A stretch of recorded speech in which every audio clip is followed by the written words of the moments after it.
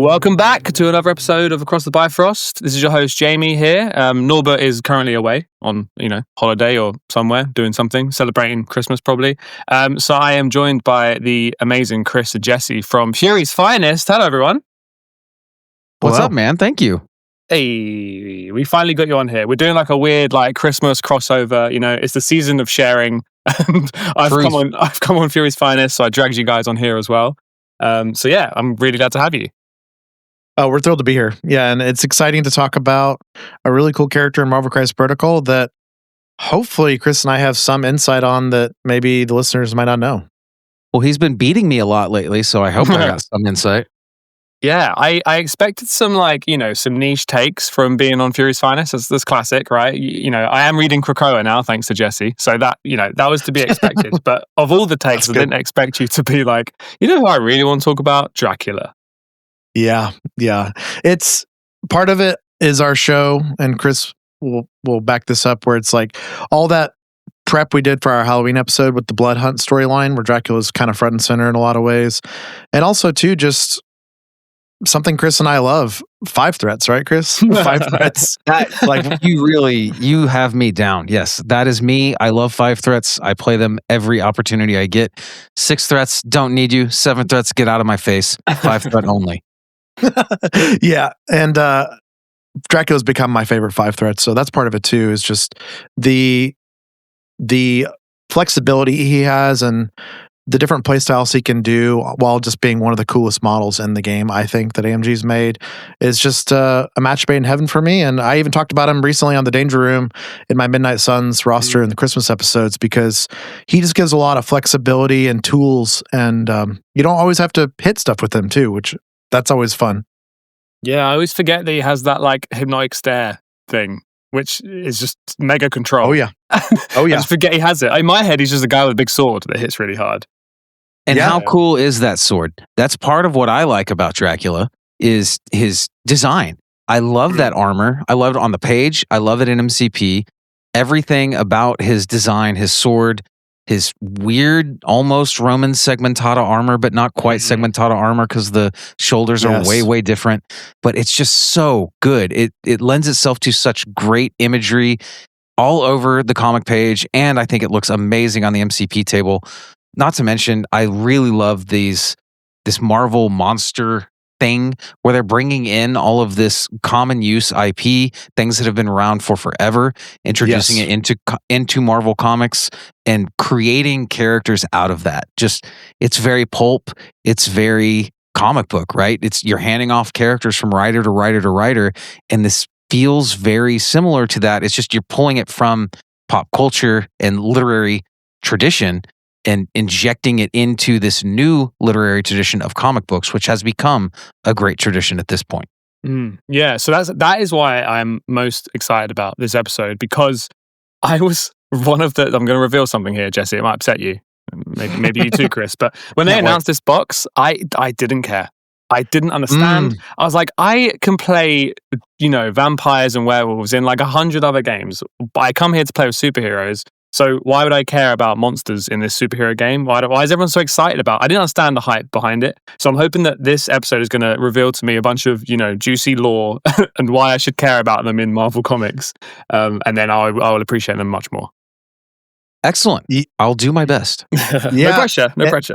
Well, and it's fun to push back on Jamie here too, because obviously the 3 of us share a big kinship, and one of our major loves being the mutant sphere of Marvel. Oh yeah. But this sphere of Marvel is one of my favorites too, and Chris knows this because it's just so different. It's so off the beaten path.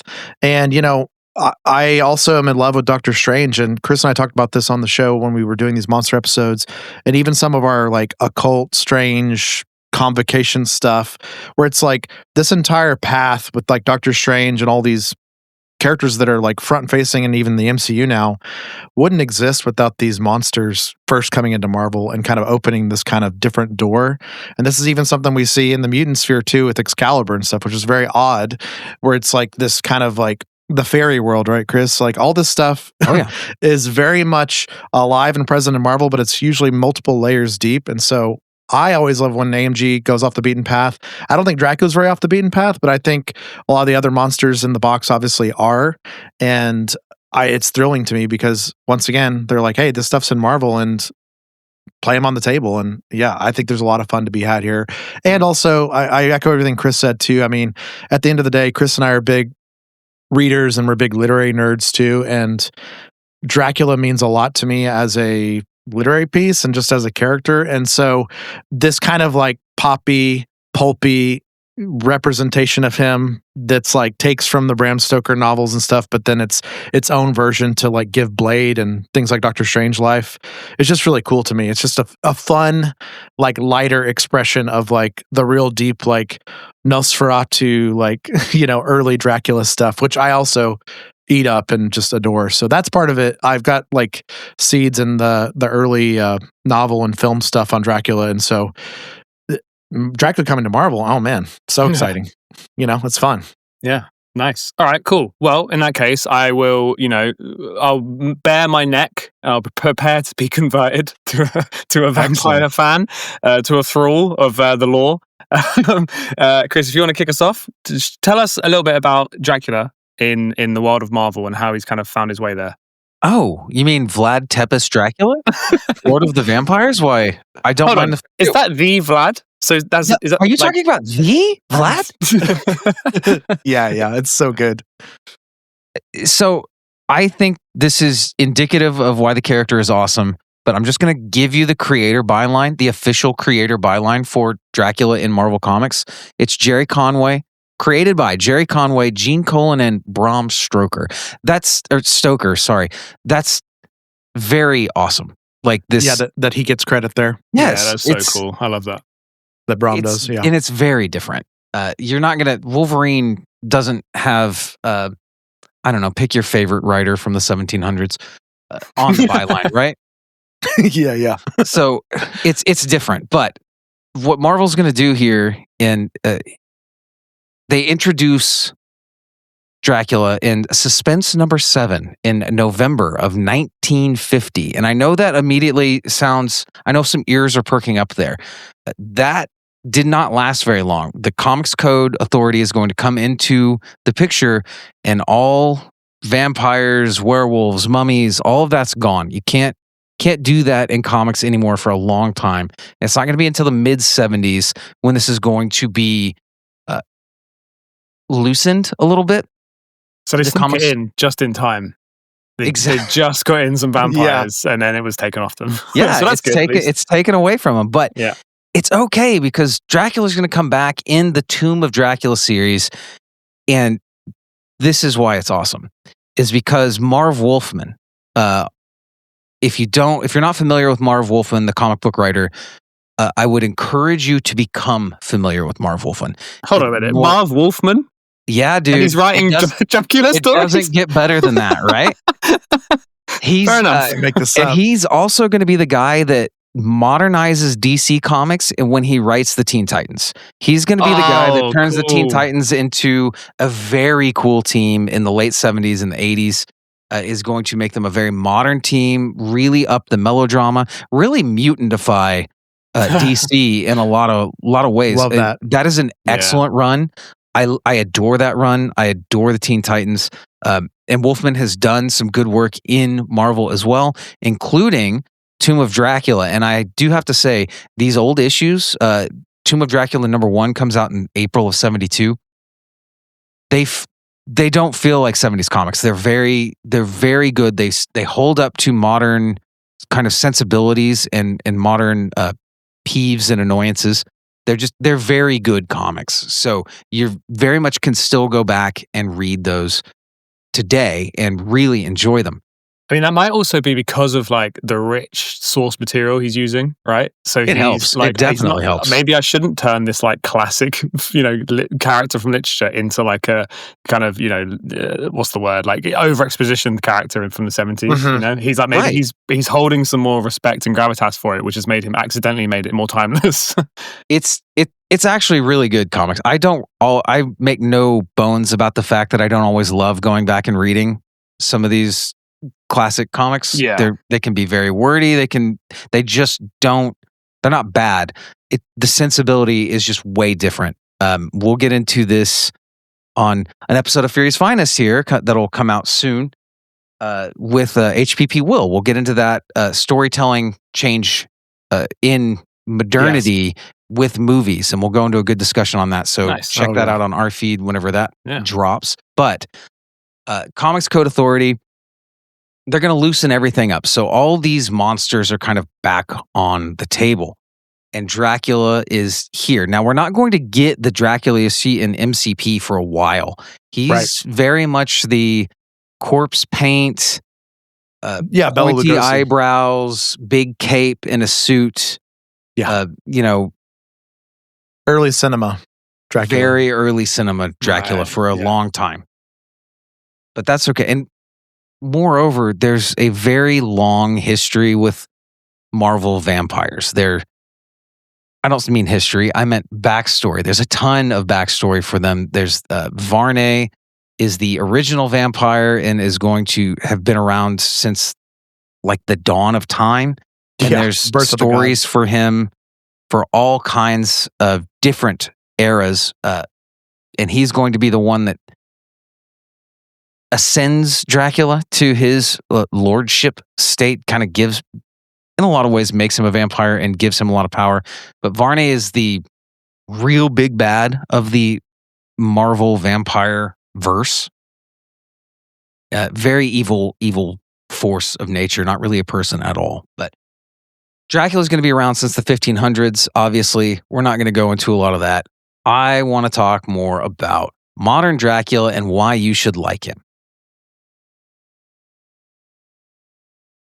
Obviously, he's going to be around in World War II. That is when he's going to start his familiarity with Marvel characters we know and love. That he's going to run into Nick Fury and his Howling Commandos.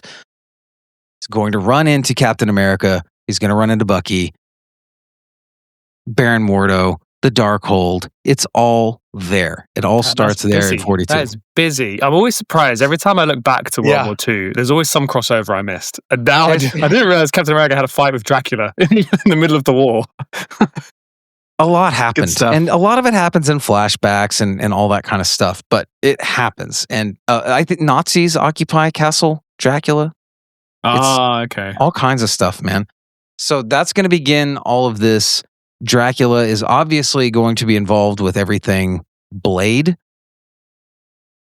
Because if for a long time in Marvel, if it's not, if it's vampires, that means Blade is involved. And it's still that way in a lot of respects.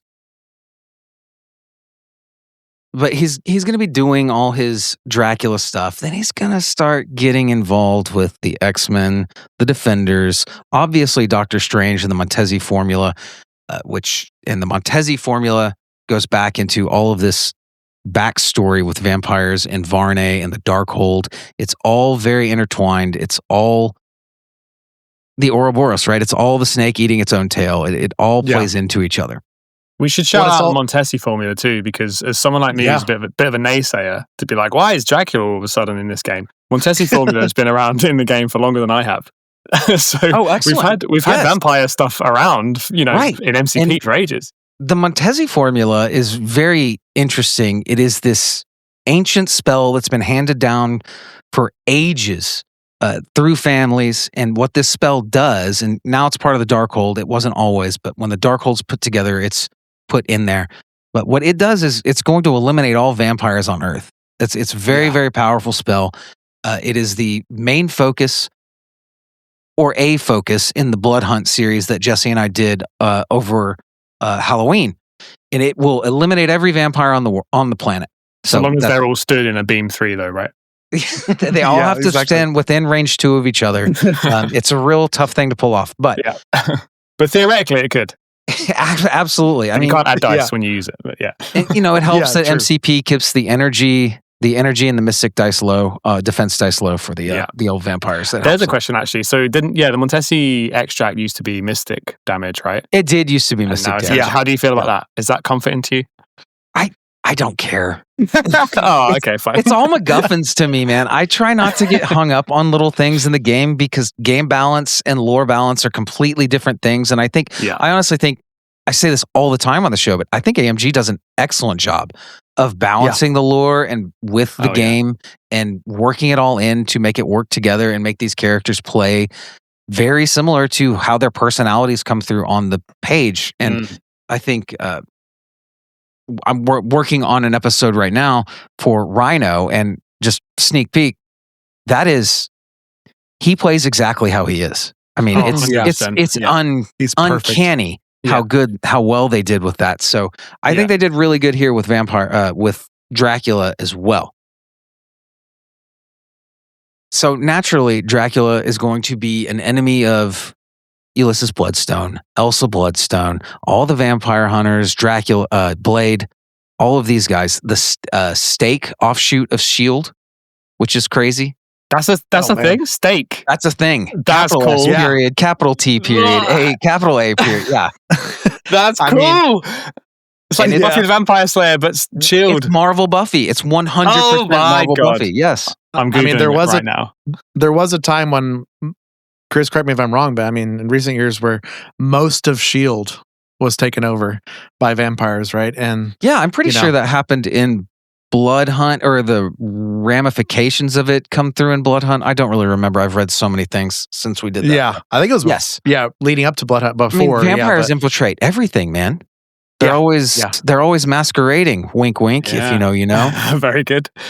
Yes. Yeah. Very. I've just looked up Stake. It stands for Special Threat Assessment for Known Extra Normalities, and the logo is cool. It's like a werewolf head with like coffins and like two stakes. Yeah, and the Howling Commandos are going to end up working for them. I mean, our favorite dog, Werewolf by Night, will be around with them sometimes. Nice. Yeah. There's all kinds of stuff. And all of this also factors into the Marvel Monsterverse, obviously, but we're keeping it a little Dracula today, and vampires are just their own version of madness in Marvel. So yeah, let's get on a little bit. I'll quickly try to wrap this up here, but Dracula is going to come into direct competition with a ton of mutants over the years. And obviously that's going to lead to our favorite, well, Jesse's favorite mutant. She's not exactly my favorite, but I love her. Jubilee I think many know that she's a vampire for quite a bit of time. Yeah. But not everybody does. But yes, Jubilee was a vampire through much of the 2010s. Thankfully, she got better.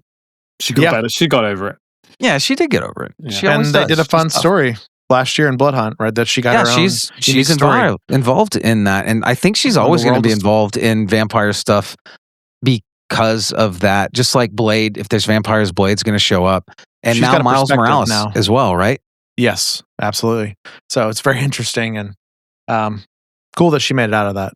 Right. So I've gotten to where I've very quickly and very just ham-fistedly gone over all of that early lore to get to this. So during the Rise of Krakoa, the vampires are going to really take that lead that the mutants provide, and they're going to form this vampire nation, and it's going to form around Dracula. In his extremely old age, he is starting to soften a little bit. He doesn't necessarily view humans as chattel and blood bags so much anymore, but recognizes that they're sentient beings that deserve life. To an extent, he still gets hungry. Don't get me wrong. He still killed millions of people. Like, he's still not like a good guy. Guy's got to eat, man. Guy's got to eat.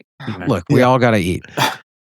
Well, and I think Krakoa opens the door too, Chris, for him, maybe at least intellectually, where it's like, oh, wait, the sovereign nation thing of our own people, like maybe I should stop being so selfish, and maybe this is something I could do, you know? And he does. Yeah. He's going to form Vampirisk in Chernobyl, where humans cannot live long term. In Chernobyl? Like Chernobyl, Chernobyl. Yeah, yes. Chernobyl. Oh, the fallout of Chernobyl is the reasoning that lets the vampires be able to inhabit that, because it is uninhabitable for humans. Damn, that's cool. So it's just kind of open space. So they can just go out in the daytime as well? Some can, and Dracula can, because he has been infused with Wolverine's blood, but that is just a Dracula thing. That's not all vampires. Okay. that is why you'll see him in the daylight. And that's a recent thing too. You're not there in Krakoa yet, and I'm sorry to spoil it for you, but it's going to happen. I'll keep it. I'm not going to tell you who's going to be involved because you're going to love it. Yeah. But a very prominent Russian's going to beat the heck up out of Wolverine, and Dracula's going to have a good time in the daylight again. Wonder who that would be. That could be 4 of the Russian characters that I know. So you've narrowed it down, but not spoiled it. Good. Perfect. Very good. Perfect. But yeah, building a Vampire Nation from the ground up, and he absolutely does, and that's going to lead him into some interesting situations where he's now, like you said, Jesse, not completely focused on his own goals of domination, but more building a nation. So it's going to inadvertently lead him to working with the good guys against the bad guys. He's going to kind of start occupying this proto-Magneto role when Magneto is taken over as the headmaster for the New Mutants and teaching Xavier, whom he believes is dead, teaching Xavier's students and trying to live up to Xavier's ideas because they're his students, and he sees the value of the path for that young mind. And that's going to be a similar space to what Dracula's occupying. Obviously, he's not teaching, and it's a bunch of bloodsuckers that he's ruling over, but it's a very similar kind of feel where he is okay with working with good guys. His pure evilness is kind of gone away. I think it's still there. I think he still fights the bloodlust and the hunger and things like that, but he's very much more focused on creating a better future for not only vampires, but vampires in conjunction with humans and mutants. And I think that's a very fun space to occupy. I think it leads to some really cool stories and some really cool team-ups, not the least of which is in Blood Hunt when he teams up with a lot of Avengers and Miles Morales, everybody's favorite Spider-Man. And really... controversial take. Yeah, I know. Miles is my Spider-Man. I agree. I love Pete. He's mine. I think Peter Parker rocks, but Miles is my guy. But and Chris, this space is so cool because obviously it gives him and Blade an understanding, Dracula and Blade, and sort of they don't like each other still.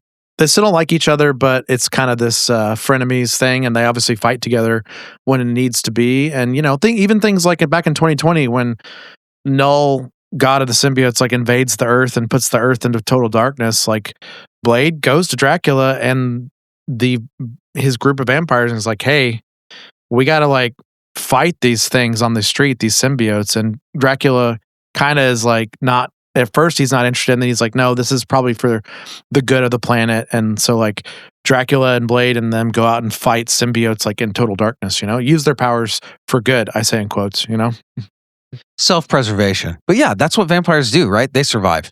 And I think very much like the mutants. There's a lot of mutants through lines here with vampires, and I really enjoy that about them. But there's also they're all unlike humans.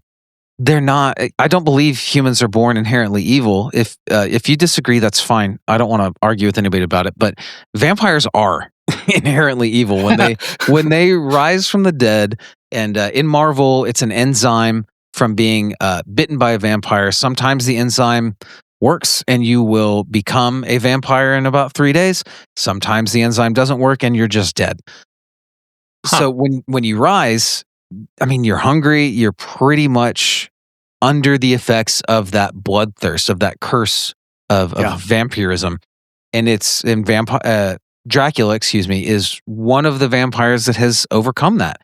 And there's quite a few throughout Marvel, and some better than others, but Dracula is really kind of the poster child for that at this point in modern comics. And I'm talking last 5-10 years, super modern comics. But on top of all of these things that I think are very cool, I think Dracula, as he is characterized in comics, is also very cool. And Jesse, I know you will have some things to say on this one, but his speech, the way he holds himself, the esteem he holds himself in, the respect he demands that other people talk with him, it's all very, very kitschy and fun. I mean, this is all B horror movie stuff, right? And the way he acts fits right into it, and I absolutely love it. He's a walking kind of anachronism, and he's just a throwback to a different time, and it's leads to some really funny interactions. Oh, of course, and it's also like leaning onto a lot of he comes from royalty, and as you said, Chris, he's a man out of time as well, and for better or for worse, right? And so a lot of that's kind of built into him, similar to the things we love about Thor sometimes, right? Thor's from a different culture, and the way he speaks and everything, right? So Dracula's in that vein, obviously, very much similarities too there, like seeing different hundreds to thousands of years differently. And but I also think like Dracula has grown a lot. Like you said, Chris, I think he's looking at his age in this modern sphere, and he's been like, okay, me and Blade do need to kind of get along for the common good or the survival of our race. And then, like he really steps up to the plate in the Blood Hunt, which we covered on Halloween, but also the major story last year in Marvel, when it's like you got crazy things like the Blood Coven showing up, which are these multi-dimensional vampires that are above Dracula's power level. But he also goes toe-to-toe with them because he's like, you know what? You might have more powers than me, and you might be from a different dimension or whatever, but like, I'm still your elder. And him getting to like smack down on them. The experience stick, yeah. Yeah, that's right. With his medieval armor and his sword, and some of them are literally 4-dimensional beings, right? That suck blood. Those character designs are just impeccable. If just listeners look up the Blood Coven, the most impeccable group of 6 different vampires from different dimensions and eras, right? It's very, very cool. They're all very cool. You would not want to run into any of them. But yeah, he's grown a lot, and that's cool. And also too, the real world thing here that I think Chris and I really enjoy is obviously Dracula is one of the most represented characters in all of literary and visual media ever. And so it's really cool to see Marvel like nod to all the greats, but also like take their own little directions over time too, because let's not forget, like Chris is talking about Dracula coming in the 50s and 70s, and he's changed a lot. Well, Dracula as a character in movies and books and stuff has changed a lot too, with different representations. I mean, just last year, Robert Eggers' Nosferatu, right? We had a whole new representation again of the Dracula story, right? Best film of last year. And it's, the thing about all this is they get to take that, as Chris said, like the comics code stuff, all that being good and everything, and they can take what they like. And it's like, oh, let's take a little bit of Gary Oldman's Dracula here. Let's take a little bit of Chris Lee's Dracula here. Yeah. Let's take a little Bela Lugosi, and then let's take some elements from Blade and kind of just go our own direction. And it's really neat to see. And not to mention, every vampire story has a different set of rules for their vampires. It's a lot like zombies. Some zombies are intelligent and quick and strong, and some are just shambling, messes, unthinking, just primal desires, right? So you're always going to have a different rule set for vampires everywhere. And Marvel, the way Marvel Comics works, you can just take those at any point and weave them in and make them a new thing or an old thing or whatever you want. Just depends on how you tell the story. And I always think that that's really cool that Marvel can take, it's very postmodern, right? Marvel can take all of these different ideas and boil them into a character and pick and choose which ones they need based on the story. It can drive you crazy if you're kind of a rule following lore person, which I have been known to be in the past. So I'm not above that.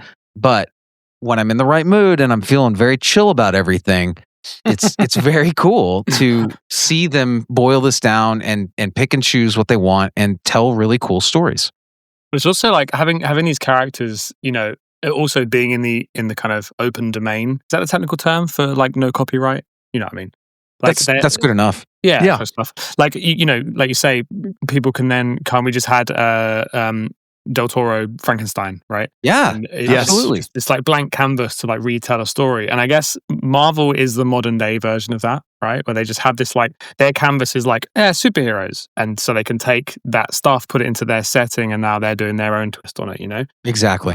So yeah, it's super interesting how they weave together, Well, and also like their ability to sustain too. Like Chris and I've talked about this on our show a lot over the years, and something we've noticed as we become obviously deeper Marvel fans doing our show, where it's like the ability to keep a character going, but keep it interesting and changing and evolving and continuing to have an arc is also just fascinating to see. And I don't envy the job of doing that. I mean, they've done it for so many characters. It's kind of unbelievable that we have characters like, James Logan Howlett or Peter Parker, like the great characters of Marvel that continue to arc and evolve. And Dracula, he's less represented in the stories, he's less represented in the comics, but everything Chris talked about today is tons of growth and attempts from Marvel to try new things with him, and that's really commendable. Definitely. Yeah. Well said. Cool. Okay. So did we want to touch on other monsters, or is that like a whole... We definitely can. Are there any that you need to be swayed on? Is there somebody that you're just looking a little side-eyed at that maybe I can help you like a little more? Side-eye, yeah. I did watch the Werewolf by Night stuff. Yes, how did you like that? Loved it. Watched it in black and white as well. Well done. So good. Thought that was great. So I am completely sold on Man-Thing.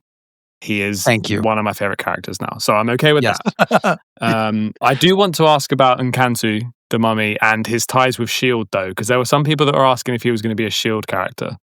I think he could be, right? But I don't think they're going to pull that trigger. I kind of hope they do. But the Howling Commandos, we've had a few different versions of them. And of course, there's the supernatural Howling Commandos, and Nkantu is part of that group. But they haven't necessarily worked with S.H.I.E.L.D. a ton, except for just by happenstance. They're not directly affiliated. They're more working for that monster metropolis that is under New York City that we all know about and have visited, right?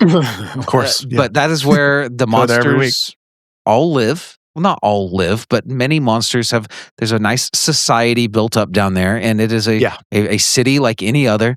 It's like the Morlocks. Underground. It is very reminiscent of the Morlocks, just on a bigger scale. And the Howling Commandos are very instrumental there. And of course, through happenstance, work with S.H.I.E.L.D. and Stake and things like that, just because it's comics and they got to have something to do. But yes, I think Nkantu could be a member of S.H.I.E.L.D. and it would be very neat, but I don't know if it'll happen. Mechanically, probably quite scary. Lore-wise, pretty fun. Yes, exactly. Exactly. True. Yeah. Yeah, he's a good piece. Yeah. Yeah. So what do you think of the new, maybe they're not monsters, but we have kind of a Halloween pack coming up that was announced recently of the Orb and Jack-o'-lantern. What do you think about those guys? Okay. This one's exciting, right? Because these are bad guys that have been touched by the supernatural. So once again, we're in that Buffy kind of space. And I think that is a perfect place to live in anything like this. They're all going to be kind of more in the realm of Mephisto, I would say, with these characters. Yeah. Ghost Rider foils. Yes, they're all Ghost Rider bad guys. So they're all going to be involved in the demonic and the occult and everything like that. Not necessarily monsters, but monsters of their own making. So they were already bad guys that have become monstery. Okay. Yes. So it's a bit of a Carnage situation. There you go. Okay. Carnage, also very horrific as well. Yes. Also thrilled to see the synergy with Mephisto, right? Chris, at least Blackheart, right? Dude, Mephisto's so cool. Like he's so good on the board and he's hilarious in the comics. He's great. Such a bad guy too. Such a bad guy. Well, I mean, he's not even a man. He's a demon. He's a demon being a demon. I'd say he's a good demon. Chris, like here's a question that I don't think either one of us had the answer to, but maybe I'm just posing this to the air. Where was Dracula during Damnation?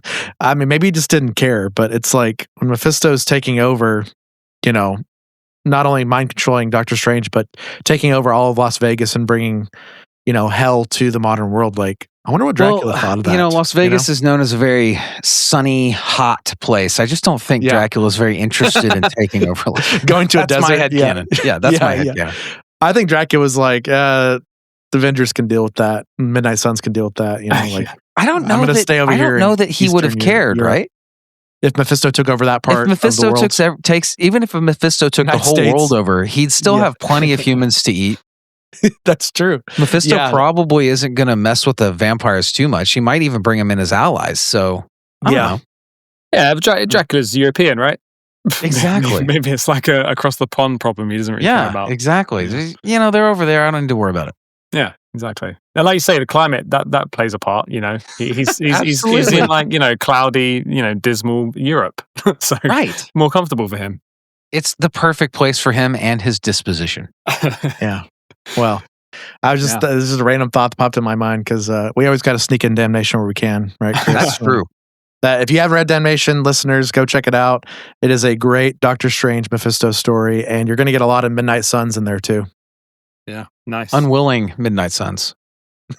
Well, they're the true heroes of the story, and the greatest part of that is they kind of save the day. The Midnight Suns do. A little bit of spoilers, but it's comics. We know the good guys are going to save the day somehow. I'm not going to tell you how, but the Midnight Suns save the day, and the Avengers take credit for it. So it's classic Midnight Suns. They're never getting the credit, Yeah. And what in-universe flavor too, right? Like setting up the hierarchies of these teams, letting you know who's famous, who's not. It's all wonderful world building. Yeah, well, if we're talking PR, and branding, what I've realized here is that vampires are just mutants with, bad PR. Welcome. Yeah. You're a vampire fan now. I get it now. Yeah. Oh, okay. The light bulb is on. Nice. Mutant adjacent. Good stuff. Yeah, great. Okay, cool. So before we move on to talking about Dracula's card, is there anything you want to shout out about Jubilee? Now, obviously, Jubilee's coming next year now, and there was something there. Do you think like former vampire Jubilee? I hope. Yeah. I really hope we have a reference to that with her power set and everything. But I'm also, to be perfectly honest, I'm okay. I just at this point, and I know I sound like a shill sometimes, but at this point, I trust AMG to put together a really good character that makes sense lore wise and on the table. So if we don't get any references to the vampirism for Jubilee, that's okay with me. But I would love if it was there. Yeah, maybe her name can just be former vampire Jubilee, and that can be the only ex-vampire Jubilee. Ex-vampire Jubilee, yeah. Well, hey, Jesse, regardless, I'm going to try her in my Thralls list, right? So yeah, I was going to say she's going in that list no matter what. I mean, you're obviously you sent me a picture of your Thralls list. It's all kind of painted thematically. You're going to get Jubilee in vampire mode? Absolutely, yeah. That's a great question. I mean, what you're saying is, Jesse, are you going to buy 2 Jubilees? Probably, yeah. One on my X-Men look and one vampire look. Yeah, I think it's going to be a lot of fun. Well, we'll see where she fits. I mean, I'm just going to play her either way because she's awesome, as we all know. Jubilee is awesome. But yeah, I'm curious how she'll fit too, Chris. But even if she doesn't, I mean, I think she'll just be fun to play in Thralls, and people will appreciate the lore bit there, Thralls is one of those wonderful everybody catch-all leaderships, so why not try everybody? Yeah, exactly. Yep. Let's in that case, let's start with the leadership, shall we? Should we talk about that? Yeah, I'm into it. So Thralls we have Thralls of Dracula, a tactics card leadership. This is unaffiliated, which essentially just means everyone's affiliated, right? When this card is included in your squad, if your squad is unaffiliated and includes Dracula, you may play this card. Your squad is now using the Thralls of Dracula affiliation, regardless of other affiliated characters. Dracula gains the following leadership ability. It is your active leadership, and that leadership is called Bloodlust. Once per turn, during an allied character's activation, it may pay 1 power and choose an enemy character within 2. The chosen enemy character gains the Bleed special condition. If the chosen character already has Bleed, that allied character may remove 1 damage from itself instead. So, first off, super thematic, right? Everyone's a vampire. Yeah. Everybody's Thralls of Dracula, right? They're all under his control. And I mean, putting out bleeds is fine. Obviously, the second part of this card is where you really enjoy like the power level of it, I believe. That's what's killed me every time you beat me is you drinking Dracula back to full health off of three bleeds, Yeah. So I talked about this recently on the Danger Room, where it's like Dracula is such a strong piece. And we'll talk about his card in a bit, why he's strong, but it's interesting like what different leaderships give him. And I think this is just a sign of a good character in MCP. What Thralls gives him, as Chris just mentioned, is just tons of sustain. It doesn't give him any action economy like some of these other leaderships, and it doesn't give him power like other leaderships, which are obviously very powerful things. But giving him more sustain from healing is really good.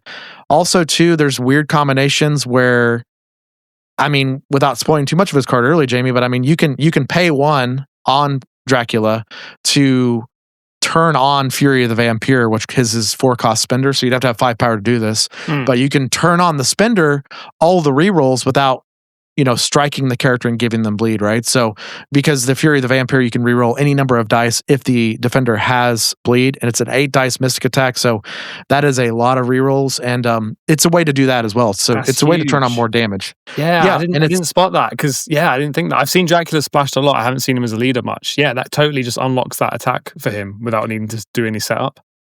Yeah, and it also like gives you ways to put bleeds on other people, like we'll talk about some of his ideal turns, like Chris is talking about, is like hitting 2 separate targets, giving them bleed, and then leadership bleeding someone else. So now all of a sudden he's healed 3 and he's gained 3 power, and his counter strike is online as well. So I mean, this leadership does give him a lot of flexibility, but I think obviously it makes him very powerful in that way. But I think the most interesting part about this leadership, and I know Chris can back me up here too, is just the ability to give other characters little ping damage or other characters like a heal every once in a while. It's not often, but when they do get a heal, wow, it feels really impactful. And if it's a DR character or a really tanky character, it's even more impactful. Absolutely. So yeah, is that the kind of character you're looking for this leadership then? We'll go into an actual list of them, but yeah, you're looking for tanky characters, right? That really appreciate a heal? Yes, and I think when a lot of people first saw Thralls, people were like, oh, let's get the bleed synergy as high as possible. I think that's a fun list, and I think that's works. I think you could really have a ton of fun with that, and there's even some lore fun stuff there where you get like Hell out there and some other characters where the bleeds are kind of just flowing. But I don't think it's so much about putting out bleeds. It's more getting to drink occasionally, because I don't think this is one of the better tactics cards leaderships in the game, but that's okay. I think it's a card that says, would you pay for a tactics card that lets you put out a couple bleeds a game and maybe drink a couple times a game? Maybe. Yeah. If so, then you're saying, oh yeah, that's a tactics card I would take. And then, so that's what the leadership essentially is.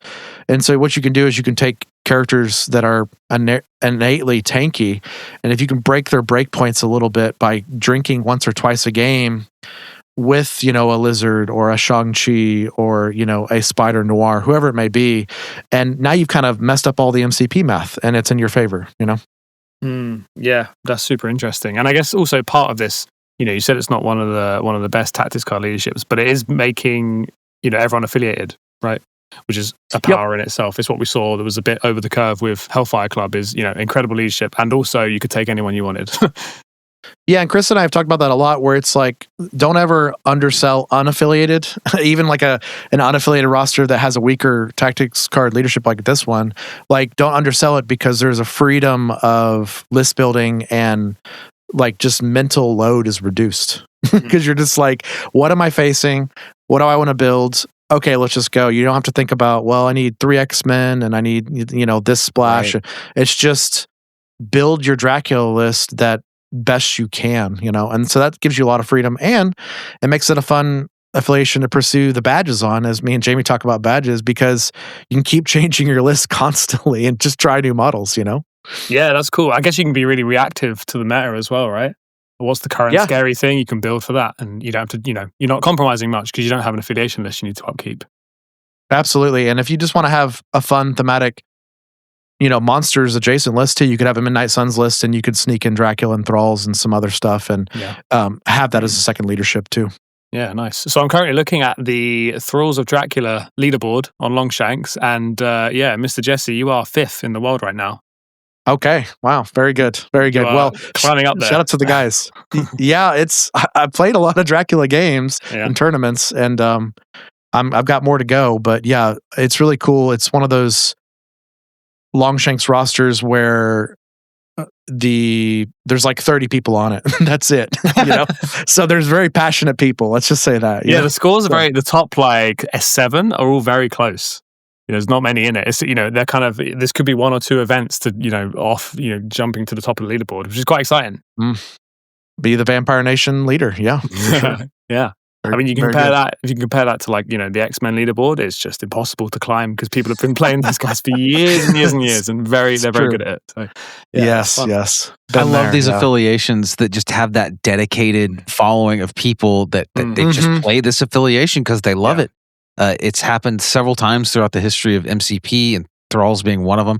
I mean, even Web Warriors were that for a little while because they were just so far out of the meta that was, that's a Web Warrior player, and he's been playing Web Warriors for 3 years, so you got to watch out for him, but you don't need to worry about them otherwise. That's obviously not the case anymore, but we did live there for a little while. Yeah, it's so cool. Things fluctuate that way. Yeah.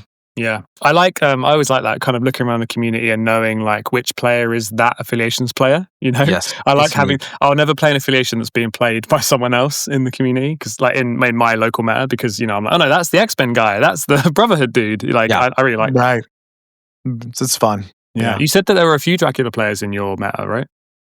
Yeah, it's funny. I said there's only about 30 people on this list, and Chris will laugh here too. But on the third, I think the 30, not even 30. I'm looking at it's 28 people on this list. We have Josh and Danny, Chris. So they're on this list as well. That. So yeah, I mean we have a couple dedicated players, and I think we just like Dracula here. I think that's part of it too. If you want to play Dracula, this is obviously the best way to do it because you're going to play him every game. He's your leader, right? And so if that's enough inspiration to play the affiliation, I think go for it. And we'll talk about probably more models that come up along the way. But yeah, I think that innate tankiness is the way to go. And even when I started playing Thralls, one of our locals, Jamie, you'll appreciate this, was like, oh, Jesse, like you're just on a different flavor of your old Hellfire. And I was like, kind of, yeah. That's really astute. And it's because it's not like necessarily like you're playing all those models from that classic Hellfire, but it is very much the way I'm playing it is very much the Thralls of Dracula. I know there's some other Thralls players out there that are playing taller, but I'm playing more like Dracula and all of his 3 and 4 threat tanky guys. Yeah. Nice. Yeah, that's cool. I like the idea of Hellfire Club. Like, it kind of got raided, by the cops, and we all had to scatter. And some of us went to like the local, vampire. What a party it was, though.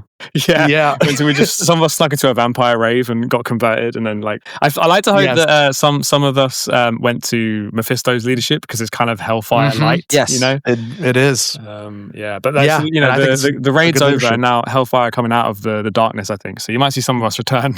Some of you ended up in that nightclub from Blade 2. Yeah, exactly. Yeah. Yes, absolutely. Have you seen Blade in Marvel Rivals? He plays like a song like that during his ult. Does he really? Oh my gosh. Cool. That's man. So funny. Check out a video after this. When he does his ult, it's like this like a little snippet of just like plays it for like 2 seconds and then it goes. That's so funny.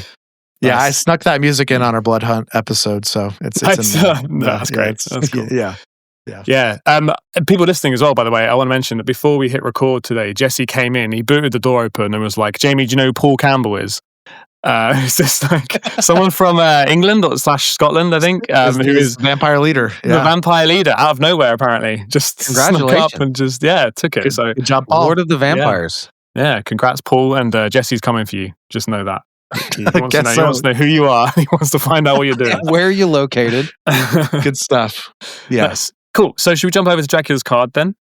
Yes, absolutely. I'm going to do the Norbert thing and just read this line by line, and you guys can kind of react to each line. Tell me what you think about it. Cool. So Dracula, his name is Vlad Dracula. He has 4/3/4 defenses, 7 health. He's a 5 threat, which you mentioned. Apparently, Fury's finest love 5 threats. At least this one does. Yeah. On 5 threat. Do you like the old the Rocket Groot combined? Is that a 5 threat in your mind?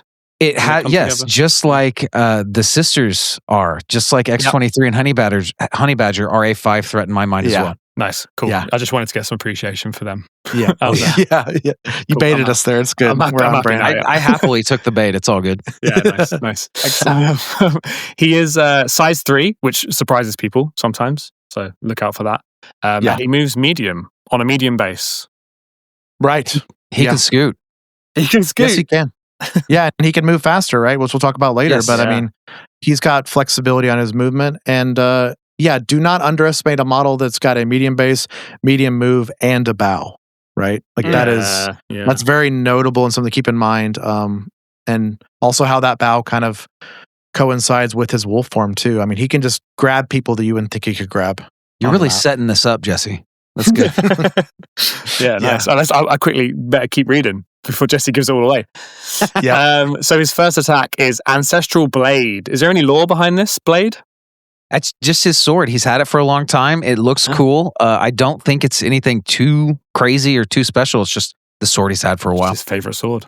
Yeah. It depends on the story too, right, Chris? Like it's that type of thing where it's like, oh, this story, like it's enchanted or not. Or, it's always a MacGuffin, whatever the writer needs. Yeah. And it's like the classic Doctor Strange stuff where it's like, oh, we have a spell this week that does this or that. Yeah, so I'm sure it's the sword that can do things. Nice. So, yeah, fair enough. Cool. Well, speaking of doing things, my God, does this do things in MCP? Yes. So this is it's so good. Arguably, maybe I like a bit of hyperbole, guys. I know the Furious Finest are a bit more like tempered in their takes, but listen, I like shouting about things being strong. I think this is one of the best builders in the game. Putting it out there, it's up there. I'm thinking about it. Yeah. I mean, I'm with that. It's up there. So let me read it out and we can talk about how crazy good it is. So Ancestral Blade. This is range 2, 7 dice builder attack. So your game power equal to damage dealt. That's a lot of dice. That's old Thor 2 level dice, And it has a trigger called Curse of Shadows. After the attack is resolved, the target character gains one of the special conditions: bleed, slow, root, or hex. And that was on a hit. So that is what sets this over the top for me, is this Curse of Shadows on a hit. Luckily for us, it's not one condition per hit. I thought it was. I was reading it. It's one condition like per attack, but you got to make a hard decision. You got to decide. Slow, root, and hex are all absolutely debilitating to certain models. Some of them debilitating to almost every model. Bleed, of course, as Jesse is set up, sets off everything about his kit. So this is pretty integral to Vlad Tepes Dracula. And 7 dice is stupid, man. I feel like you see this and you think this is an attrition piece. This is an attrition piece. Look at all these dice. Look at the rerolls on Fury of the Vampire, which we'll get to in a second. But as Jesse just pointed out, never forget how much movement this character has. Never forget that it's a medium base and he can get anywhere he needs to be. You do not have to be throwing these dice, no matter how tempting it is, but it's just which way do you want to play? And he offers both pathways, and that's what's so incredible about this character. Yeah, and I think the I guess the trap early on with Dracula is being like, oh, I have priority. I'm going to go to the top of a round. I'm going to double tap with the 7 dice, which is great. And that's good and all, and you might remove an activation, but really Dracula's strength is in reacting. And what's so cool about this strike is obviously paired with his clapback, which we'll get to later, you can put conditions on people during their turn and you can completely hinder turns. And also so ideally his perfect turn is get attacked a couple times, don't die, clap back, and then go late in the round with said power or said damage on him, heal back and rearrange the board with, bow and stuff. So he's just got a lot of tools on this. As Chris said, all these are good conditions, but it's up to you knowing which one to give at the right time. And it's, you don't always make the right decision, but I will say bleed and hex are pretty good blanket ones if you don't know what to do, like grabbing one of those on the enemy. Yeah. That's a great shout, actually. Hex is a great, if in doubt, put on Hex, because it's kind of good both sides, right? It makes your defender, they can't defend themselves easily, but they can't hit you back as easily. So Hex is just good, You have perfect knowledge too. Like you could be like, you attack me with Dracula and then I clap you back and then I hit you with this strike and then I hex you because I know you have a 5 dice strike and that's all you can pay for it. And you did 2 damage to him. And roll 5 pain on everything. Yes. Try, And so like you can stop them from killing him too because of the hex is really powerful in that way. That's really or good, they can die. They can die on their own turn to bleed. Yeah. Yeah. That happens too. It has happened. It was not fun. Because you've hit them back as well, right? So you've hit them back, you know the damage they're about to take, and if they're about to be alive in one, then you give them bleed. It's so good.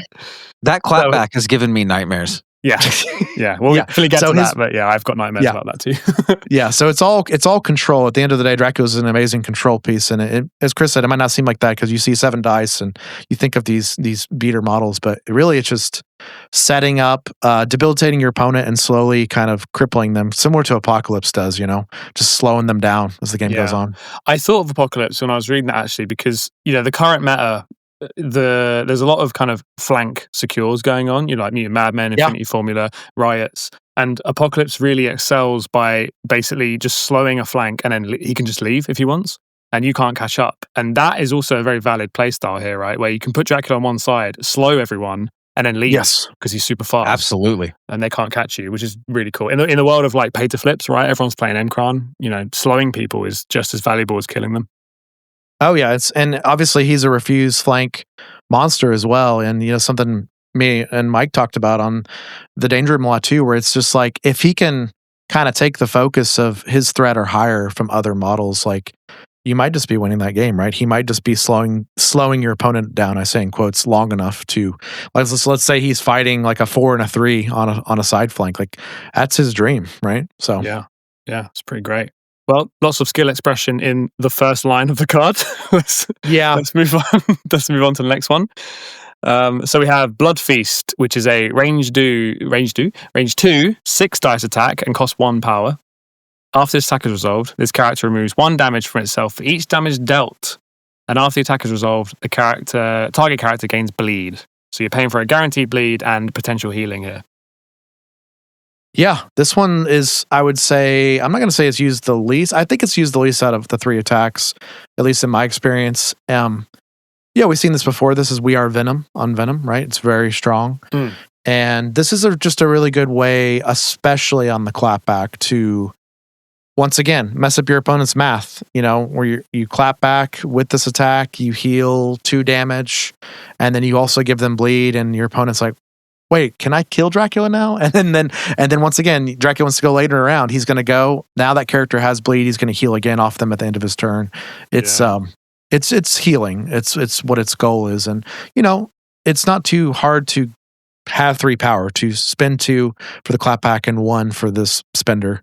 It's just kind of a get out of jail ability for me in most cases. Just more sustain, right?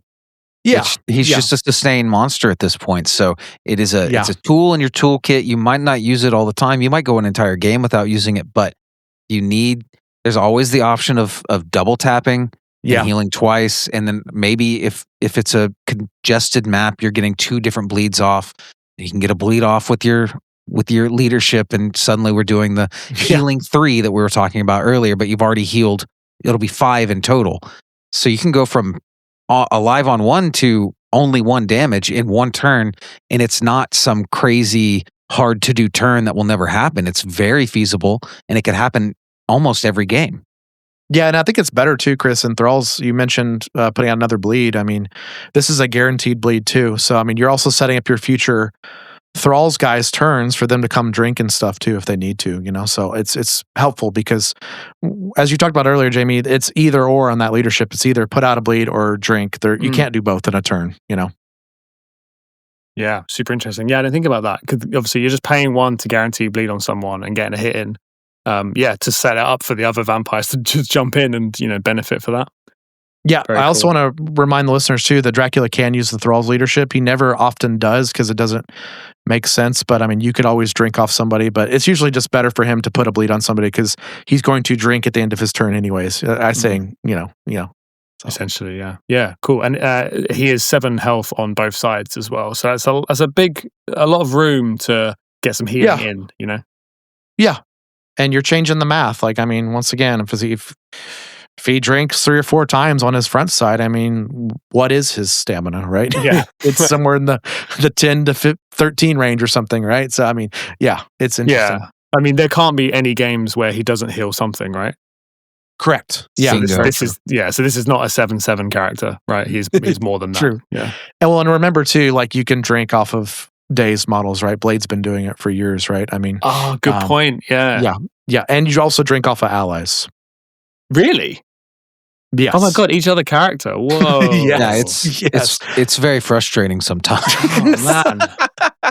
So Hood is just running around like healing people and then healing Dracula in return. Yeah, Hood's eating good. Yeah. Hood's made a good pact here with him. With Damn. This Lord. Good deal. Good contract he's got in there. Yeah, nice. Cool. Okay, so onto the third attack. We have Fury of the Vampire. This is a range 3, 8 dice attack, and it costs 4. It's quite a lot. I wonder if it's good. It is. It's a lot. It's very good. If the target character has the bleed special condition, we've talked about how everyone's going to be bleeding against Dracula.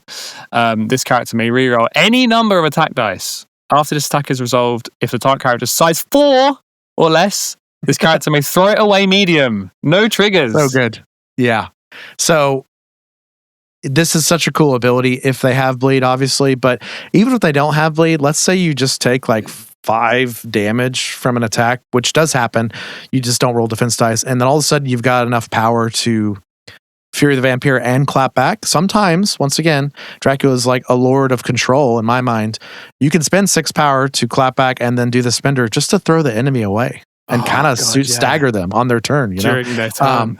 Yeah. So like, but also this is a great thing where the longer the game goes on, the more effective this ability is, because if he's putting out more bleeds and your opponent's not shaking them, now they're kind of in a position where he's going to Fury the Vampire them during his turn, or he's going to Fury the Vampire on a clapback with the reroll all. And we've all seen the reroll all on Blades. This is just a better version of Blades Spender, and I love the kinship they share in name and also abilities. It's very cool. So Knight of the Dampier, very good. If Blade can set up a Knight of the Dampier, he can probably delete something that's his threat or lower if it's teed up. And then Dracula is very much the same, because you also got to take into account it's going to ping somebody too if you want to throw them into a piece of terrain. So that's another auto damage if you want it. Damn, so good. So good. Very cool. Okay, so we've mentioned clapbacks a lot and attacking on the turn. I'm going to go and jump ahead to that. I'm hoping that people have clicked on this episode because they've just played against Dracula and been like, wait, what? He can do what? And then lost. And that's why they're here. So hopefully this is the ability that may have got you there. So we have Eternal Hunger. Is a 2-cost reactive superpower. After attack against this character is resolved, it may use a superpower. If the attacker is within range 3, this character may make an attack against the attacker, and it's only once per turn. Yeah, so clapbacks are always good. We've seen them since the early life of the game. Classic Sabretooth kind of paved the way for everybody else, but they're better with Dracula because he's got all these things where he can control you during his turn, right? We talked about he can give you 1 of 4 conditions off his strike. He can give you auto bleed off of his blood feast, his venom attack, and he can heal health back, and then he can throw you with his Fury of the Vampire. So for him, it's less about raw damage and it's more just about responding to your opponent during their turn. And I think that's really what makes him such a neat character. It is only once per turn, but that's usually all you need. I mean, I would often say, like, you just got to feel out what you're going to do and what window. If your opponent only gives you range 3, well, guess what? You can only do the Fury of the Vampire back unless you have Warpath or something, right? So it is interesting that you can clap back at range 3, but you can only do one of the 3 attacks at range 3. But then if you have a card like Warpath or something, or, you know, shenanigans with other cards or whatever it may be, like, then you can clap back. But yeah, long story short, if Dracula is sitting on a point and he has an extract and you have to engage with him, like, you're probably have to engage with him at range 2 at some point regardless. Yeah, more than that.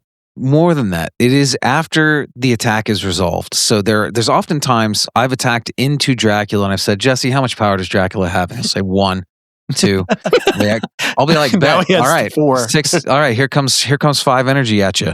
And then all of a sudden he now has 6 energy and he is warpathing towards me and Fury of the Vampiring me, and just Cyclops is dead, you know? That didn't happen. Yeah.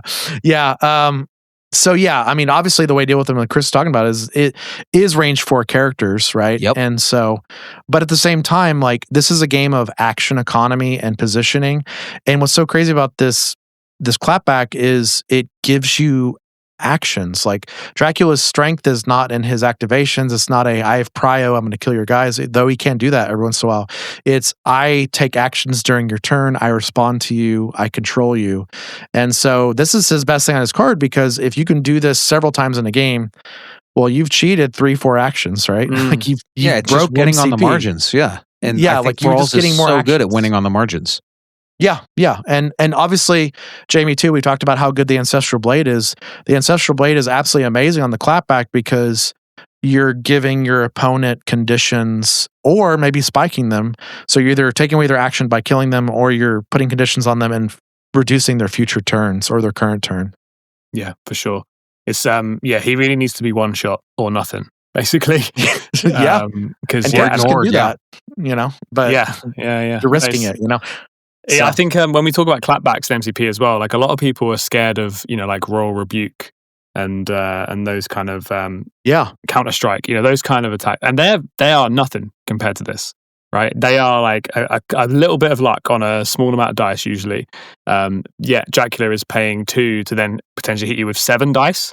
That's the floor, It can get better than that. So it's just huge. And basically guaranteed condition, right? Because to get a hit on 7 dice is basically guaranteed. This is enormous and very scary. And you should tell new players that he can do this at the start of the game, Jesse. I hope you're doing that. No, all my players know how he plays. And additionally too, the Dracula player, as Chris mentioned, the nightmare is not having power on him, right? Where you don't have the clapback. But a good Dracula player can kind of facilitate the next round's turns by saying, okay, I put a bleed on you, I hit you, put a bleed on you. And all of a sudden, Dracula's on 3 or 4 power at the end of his turn from drinking, right? And so, because he's going to get power regardless and all how this works. So you can always set up your clapbacks too, which is really interesting. So he just has a major zone of influence where he's at on the map, and you've got to deal with him. You can't ignore him. Yeah, for sure. Okay, should we talk about drinking then real quick? We'll jump to the bottom for Unholy Vampiric Immortality. At the end of this character's activation, it gains 1 power and removes 1 damage from itself for each other character, you rightly pointed out, not ally or enemy, just any character, within 3 that has bleed. Yeah, it's blades, but it's increased to range 3, right? Yeah. Which is very strong. Makes sense. Obviously, mega vampires. And no Blade has a lot of synergy here. with him. No, none of that. None of that. You're full vampire or you're nothing. Get out of here, Blade. And what's really neat about this is you can even just finish his turn in groups of people with bleed, right? And sometimes that's a better play than hitting somebody, is just moving to a place where there's multiple people with bleed, because you're going to set up him to have a huge next round or a huge clapback to your opponent's next activation, right? And so it's just really strong. It's also really neat because it directly synergizes with his sword. You could probably rely on getting a condition off every time you do the sword. Not every time, but often. And so if you really want to put out 2 bleeds a turn, you absolutely can by hitting 2 separate targets if you set that up. And then that's 2 power, 2 healing. And then also with the Thralls leadership, you can put out another bleed guaranteed.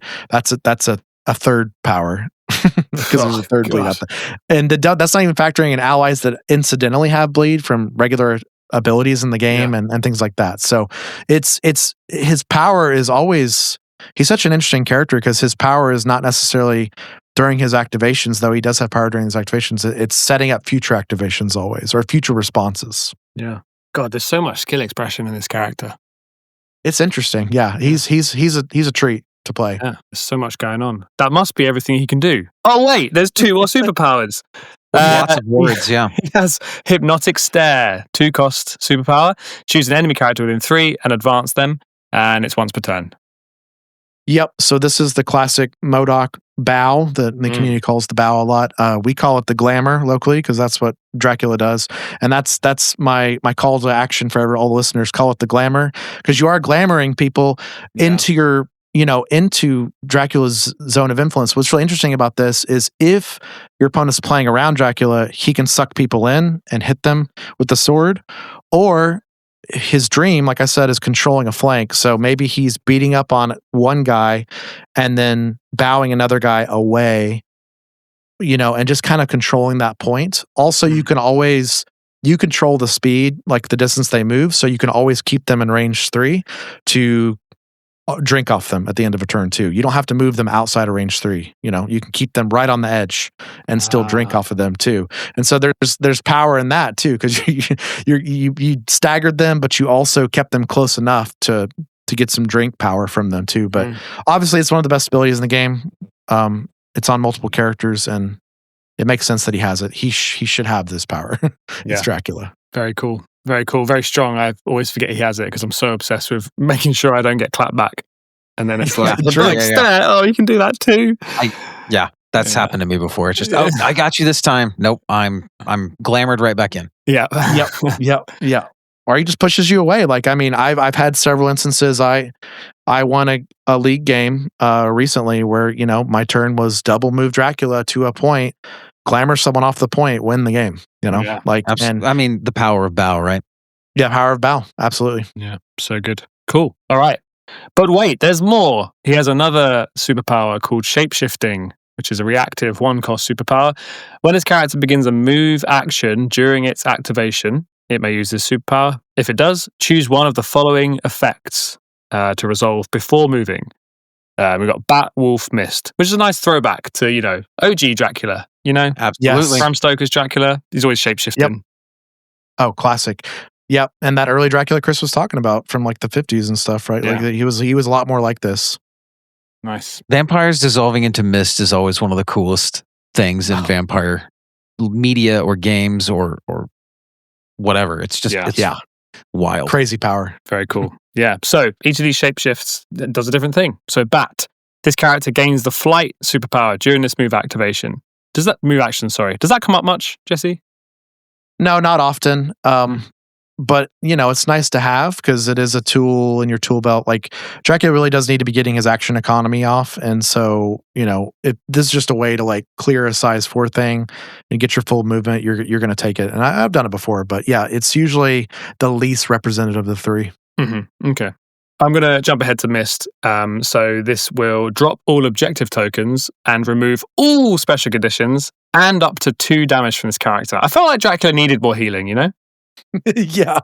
So this one's weird because I don't do it often either because I usually have an extract on Dracula because in my opinion, you should have an extract on Dracula because if you're not dictating your opponent to engage with Dracula, you're probably playing him wrong. Yeah. If he's easy to ignore, then half of his kit doesn't work. So you got to give him an extract. That's interesting.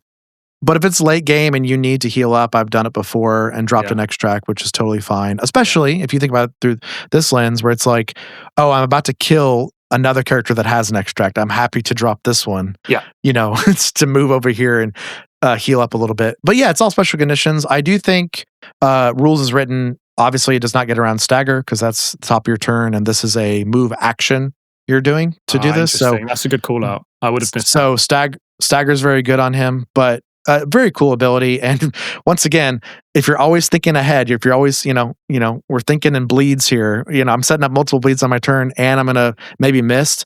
All of a sudden your opponent thinks you've got Dracula. Like let's say he's got 5 damage on him and you're like, no, actually I just healed 5 damage during my turn because I missed it. And then I drank 3 times and I'm back. I'm back. And I have to reiterate this here. This is not pie in the sky. Everything lines up perfectly. Right. These are things that happen every game, especially if you've got a little experience with Dracula under your belt.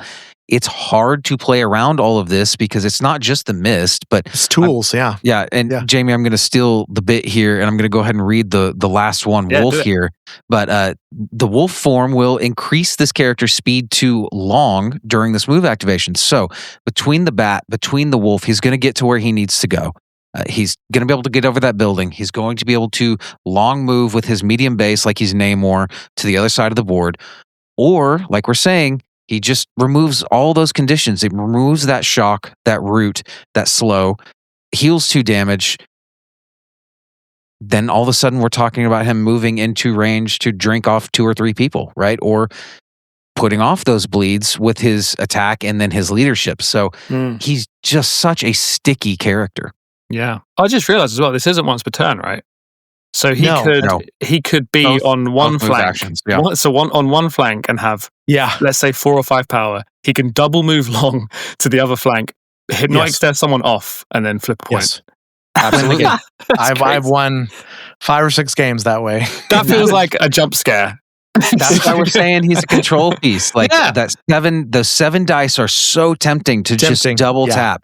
But this guy can do everything else better than most other characters in the game. So, bring A-Bomb or Namor if you want to kill everybody, or somebody else. Pick your favorite killy character. But King this T, guy, King, yes.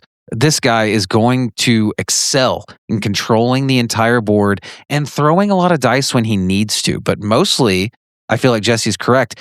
You're throwing these dice on your opponent's turn. You're throwing these dice as clapbacks with Eternal Hunger. And it's hard. It's hard to play around if your list isn't built to go into Dracula, which I've brought many Steve 3 lists that are not prepared for Dracula or Werewolf by Night in the last 2 months. So I've been getting rocked. Yeah, super scary stuff. Super scary stuff. All right, cool. Well, that's the card. Now, we're not going to go into too much detail here because, Jesse, you were just on a Danger Room episode talking about your Thralls of Dracula list. So people should go and check that out if they want an in-depth... Well, that was my Midnight Suns, but I did talk about the Thralls flex. I talked about the Thralls flex in it. You're absolutely right. So there's a flex in that Midnight Suns that's Thralls. But yeah, I mean... I'm happy to talk anything Dracula. I mean, he's such a fun character. He's just got so many options here. If you're noticing, Jamie, like he's got ways to respond to MCP in different ways, and that's pretty fun. Yeah, super flexible. So much skill expression, so much flexibility, and I can see totally, like you say, he can be beating down someone at the start of a game, and then suddenly he's double moving and flipping secures. At the end of the game to win. Or he's hypnotic staring someone scary away, or he's hypnotic staring someone not scary in, so he can kill them. Just super flexible. He's got so many options. You also, round one, and I know Chris can attest to this too, where it's like you can, because of access to Wolf, he does only get one power turn, so keep that in mind. But round one, you have access to Wolf, right? And so what you can do is you can put him directly across a midline extract, and you've basically got two play options. It's let your opponent grab it and then wolf into them and hit them for 1/7 dice, which might not kill them, but it will absolutely set up power for Dracula because he's going to bleed them and then set up his next turn. Or it kills them and he takes the extract, or your opponent just never takes it and then you just double regular walk and pick it up, right? And so like he adds pressure even when there's not pressure yet in the game on turn 0. Yeah, and it's awesome in the new world of not rolling prio, not knowing prio, right? It's awesome. Absolutely. He's happy either way. Yeah, he's very happy. I'm a big fan of denying that extract to Dracula just because, as Jesse said, you want to get one on Dracula so everyone has to pour attacks into him, pour actions into him, which he will, if everything goes properly, or at least not terribly, he's going to shrug those off through drinking and healing and blood feast and bowels and all this stuff. So I like to deny that extract in round one if I can, but it's oftentimes led to that character just getting dazed in round one or top of round two, and it might as well have not even done it, Yeah. So it's a tough predicament. Dracula really forces you into some tough decisions as an opponent. Yeah, big time. I'm currently tweaking my Storm X-Men list as we speak because I had Voodoo in there for the classic, I'll safe grab all the extracts and the one that you grab, I'll Storm hop Voodoo in. And that was fine. I used to have Dracula, but I thought, well, I can do this for a threat less. But now I'm seeing how much Dracula does for the rest of the game is way more than Voodoo, right? Yeah, well, and he's, sometimes you just need a 5 threat to kind of answer some questions or pose questions.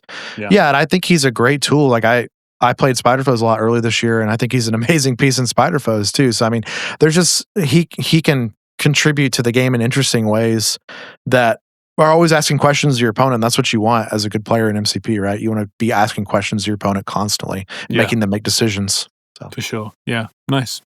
Cool. Okay. So would you like to shout out the kind of characters that you take with Dracula under Thralls? Oh yeah, for sure. So I mentioned like strong 3 threats, right? Strong as in tanky. So secrets out, everybody knows this, but Drax the Destroyer is a great vampire. Yeah, so good to see him on the table.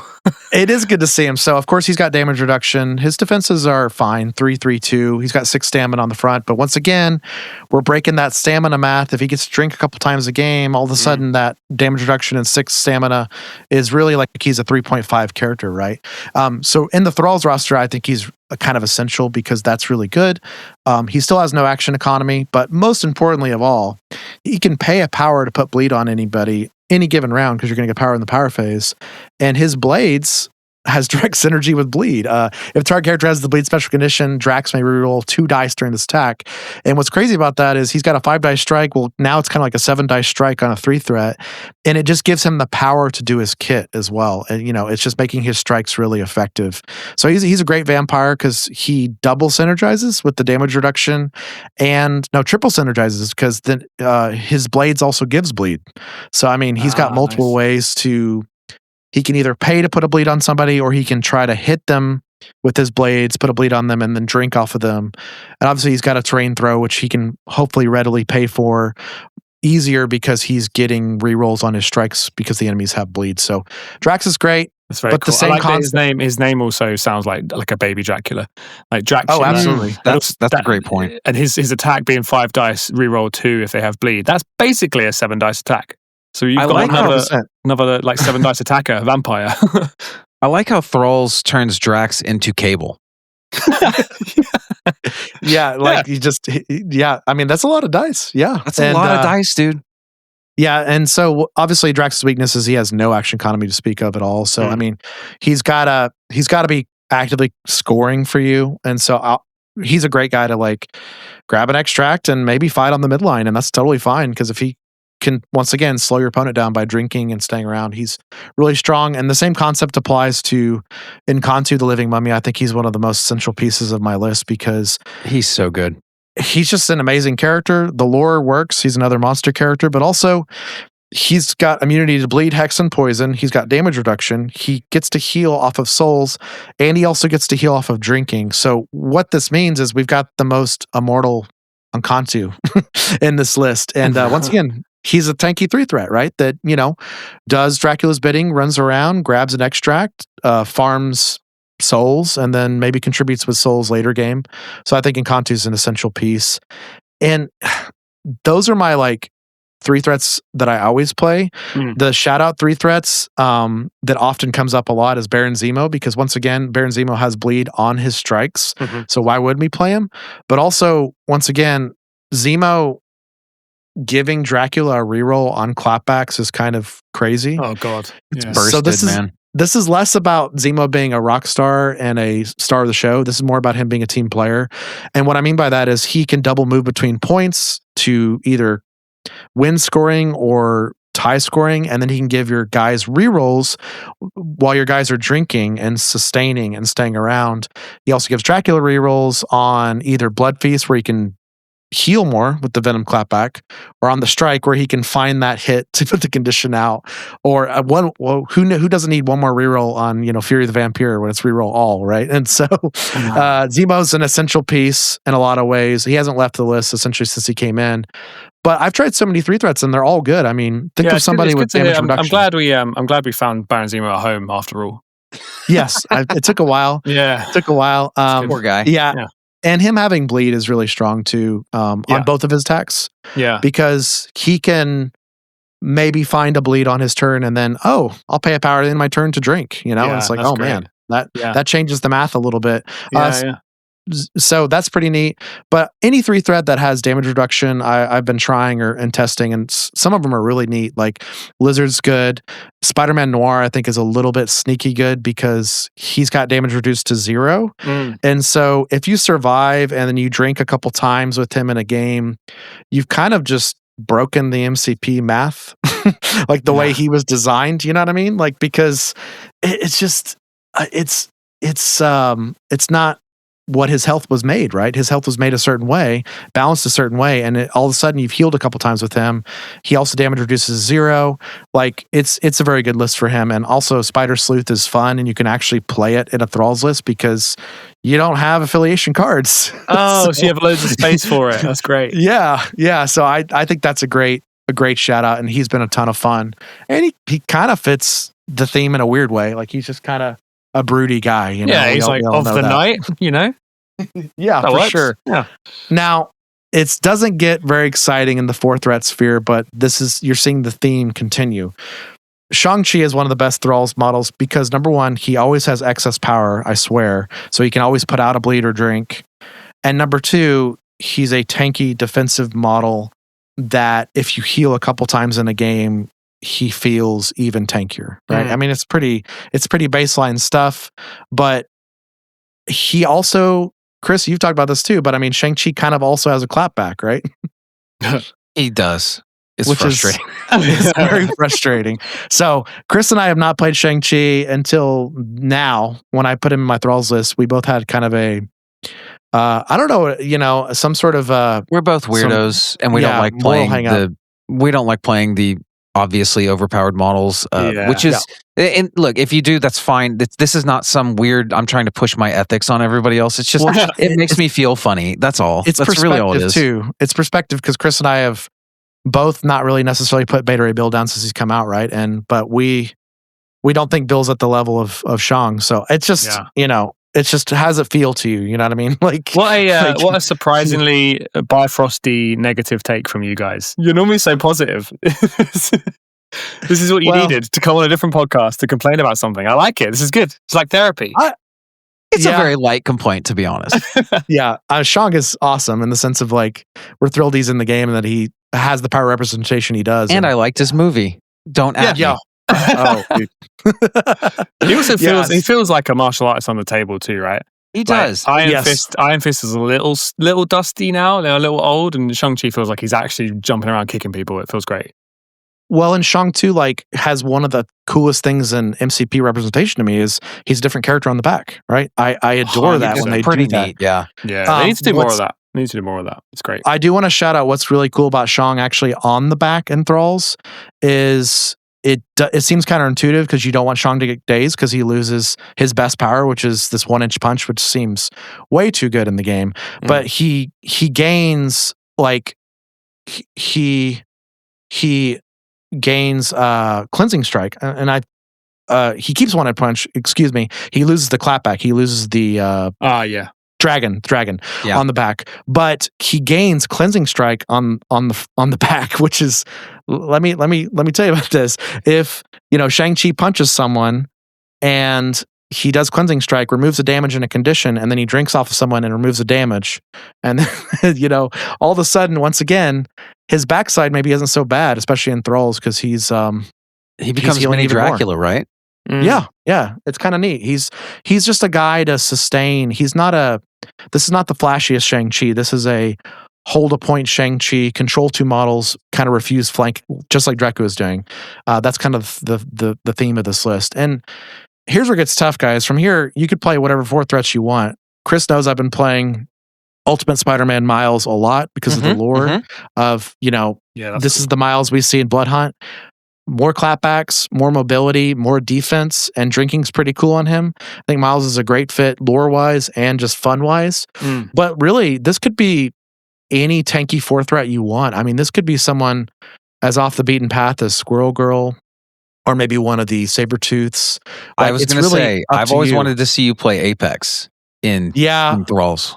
The problem is with Apex, what we all know is if people don't engage with him, he doesn't get to play the game, right? That's true. I also been trying Carnage a little bit. He doesn't have synergy with the Hellfire sustain list, but he has synergy in the sense of he's a threat your opponent has to answer, just like Dracula. And is that enough for him being in the list? I think it maybe is. So I think Carnage has been a ton of fun to play as well. But then you can go into a little bit more fun, strong areas, and I think Rogue is a great character here because Rogue, once again, if you can just cheat her math a little bit, keep her around longer, she could be a problem for your opponent. Rogue can be really awesome with just a little bit of extra healing and sustain. So I think Rogue's another shout out one I've been trying. And someone on my short list that's coming up, as Chris knows, is Ronan. New Ronan, as Clinton Barton, where I really like that model a lot. All his attacks pierce.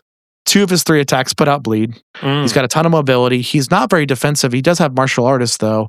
And so he's got the hook arrow to be able to dodge and weave though. He can hook arrow up into range and he's got that insane, it's just that specter of death, man. He can spike so crazy. Yeah, he can like not rely on spiky dice is what you're saying. Cause like he can self-spike. Yeah, it's really self-induced dice spike.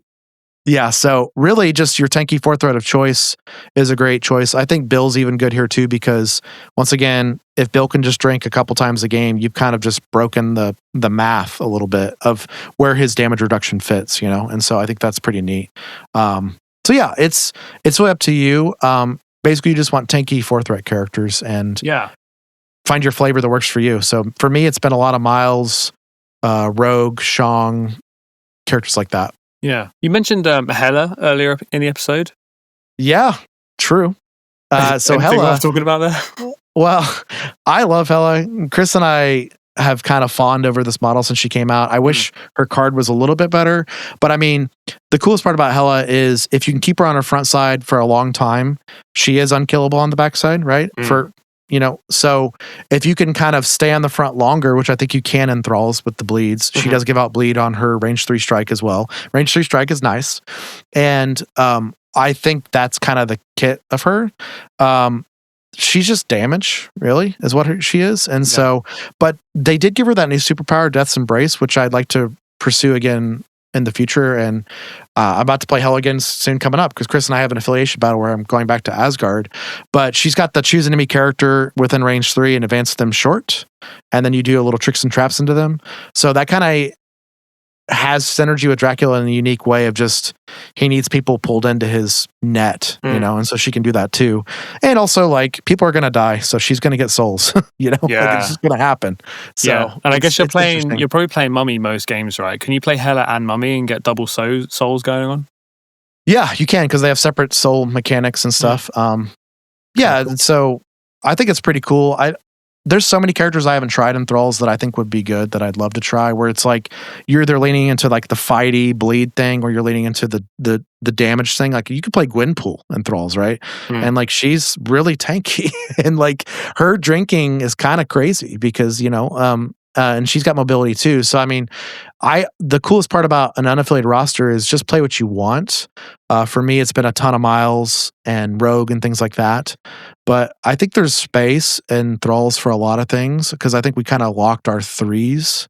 And from there, it's just kind of like, where do you want the 4s to be? And in my opinion, you want them to be someone who can refuse flank. Somebody can take on like 2 models for a while. And the drinking helps them do that longer. Yeah. Nice. Well, that sounds pretty great. You know what? I'm convinced. You've done it. Yay. You've made me excited for vampires in Marvel. We did it. We did it. Good job. It's exciting. Good job. Handshakes all around. Yeah. Good job, everyone. Also, if you want to play Abomination's really good under Thralls too. So, I mean, that's I don't think that's a secret. I think a lot of players have done that, but he's a guy with gainers, so he can obviously pay for the bleeds or the drinking. And once again, you're messing up that stamina math, right? It's very confusing when he's healed a couple times off of drinking, and you're like, wait a second, he gets extra power when he's attacked, and he's got damage reduction. He's got a huge health pool. So I think Abomination's a great fit. Yeah, that's a good shout. Yeah, I mean, healing in MCP is very rare, right? They've been very sparing of it, and I don't want to kind of give it out too much because, like you say, it messes with the math. And this leadership gives everyone access to some healing.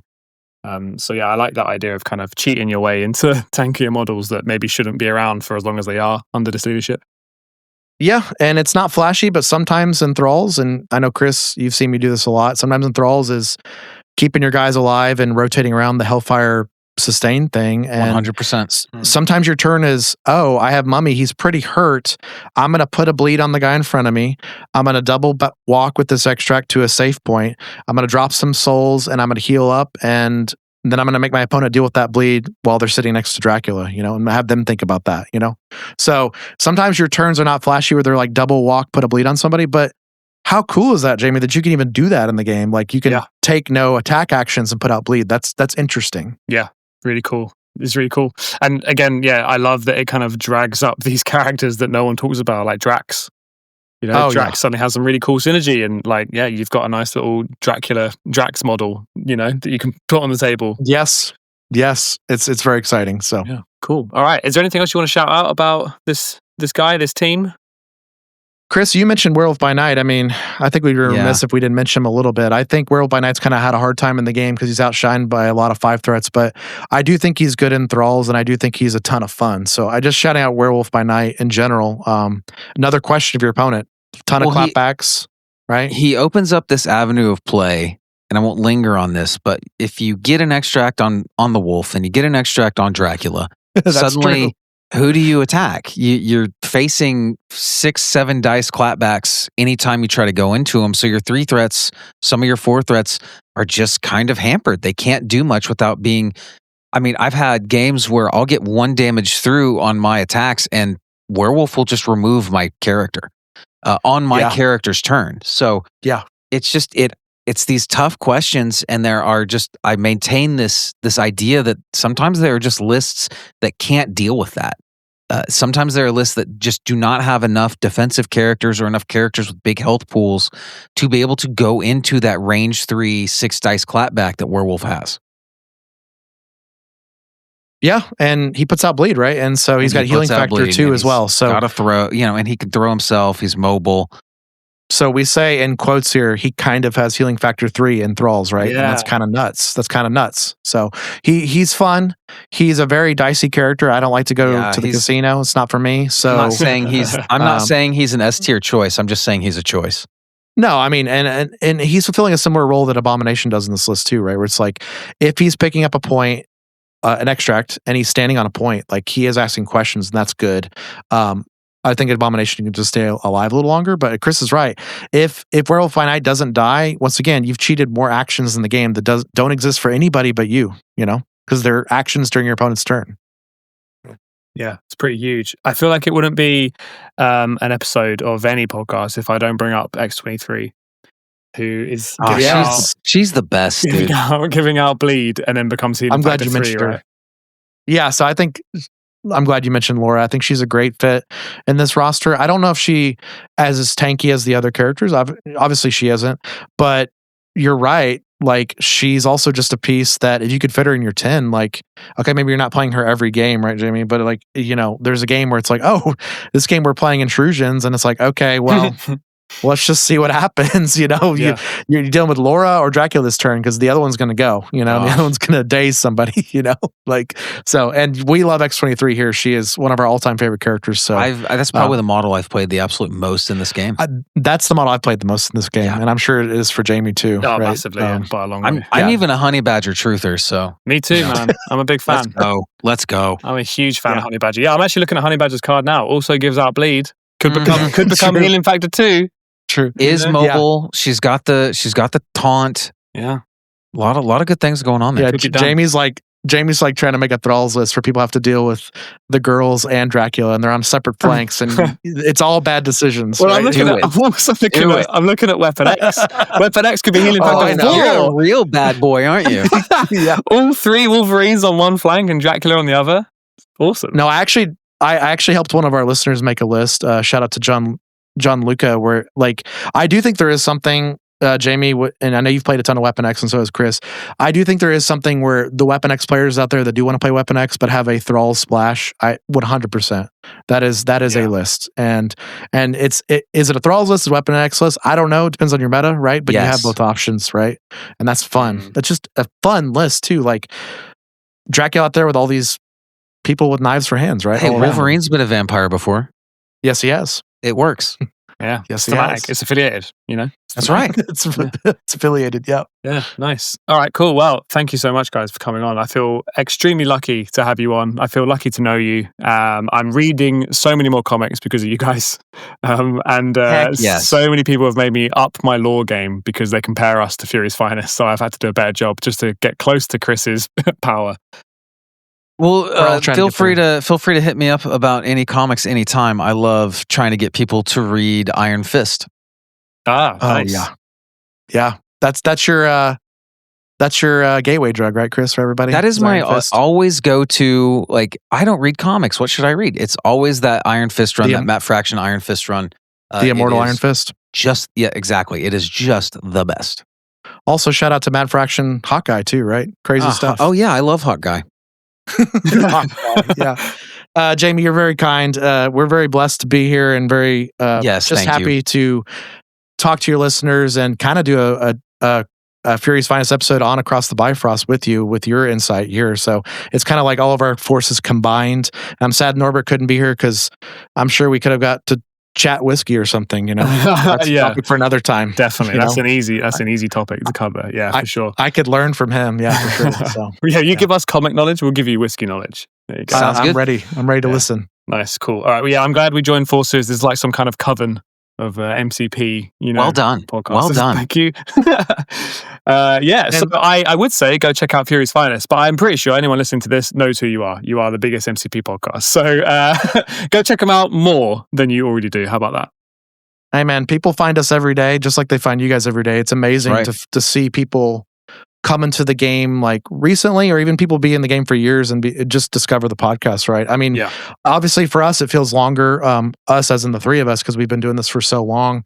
Chris and I have been doing this thing weekly for over 6 years, but you know, the joy of this is we get to create positive, hopefully evergreen content for people just to pick up at any given time. And hopefully just our goal the whole time, and Chris will echo this, our mission statement from the very beginning was just to deepen people's love of Marvel and MCP and through our own lens. And so our lens is hopefully giving you more understanding of the characters on the board, so you just get more enjoyment when you put them on the table. Like, it's just more fun. The game's more fun. The game is way more fun when you know the lore and backstory and stuff like that, and why those pieces are there, you know, and why they look like that and why they're dressed like that. Definitely. You love Man-Thing now, right? I'm a big fan of Man-Thing. Yeah, that's awesome, dude. He's a heck of a guy. Yeah. Sort of. Yes, he is. Old Teddy. Yeah, sort of a guy. Yeah, and now I love Dracula. Look at that. Yes, we got there. Yeah, good stuff. Cool. So yeah, I mean, the kind of the goal with this podcast, and I think actually it's worth shouting out now because this is going to come out around the start of 2026. So just like you, we want this to kind of be evergreen content, and like people are going to be hopefully, you know, maybe gluing together their starter sets that they just bought or just got for Christmas. Right. You know, X-Men starter set, Spider Foes, and you know, maybe Dracula is, you've got your eye on him. Well, good news, if you buy Dracula, then all those models that you just got for Christmas are all affiliated, and you can play them all. That's very true. So. And now you've got two affiliations to mess around with too, if you've got these starter sets. So that's a great point. Yeah. Well, and as Jamie said too, like, great piece in Storm's X-Men, right? Storm hop him up, double tap, and also too, he might be a flex in your X-Men. Like, sometimes you might just have to fight, and sometimes you play Thralls because you just have to fight, and your roster doesn't want to fight. So he gives you that tool too, if you have to. You know, like if you're just like, oh, we're playing intrusions, and I've got a really OBJ focused list. Well, cool. I'll play Thralls this game. We'll see how the sustain works out. You know? Yeah. You wanted a fight, you're getting a fight. Now we're all vampires. That's right. That's right. Strengthening this, strengthening this connection between mutants and vampires, which we have established. Oops, all vampires. Yeah. Oops, all vampires. Cool. It's been a blast, Jamie. Thanks for having us. Thank you so much. This was awesome. Yeah, thank you. All right. Thanks for listening, everyone. Go check out Fury's Finest. And what's Norbert's catchphrase? Oh, yeah. Cheers and happy gaming.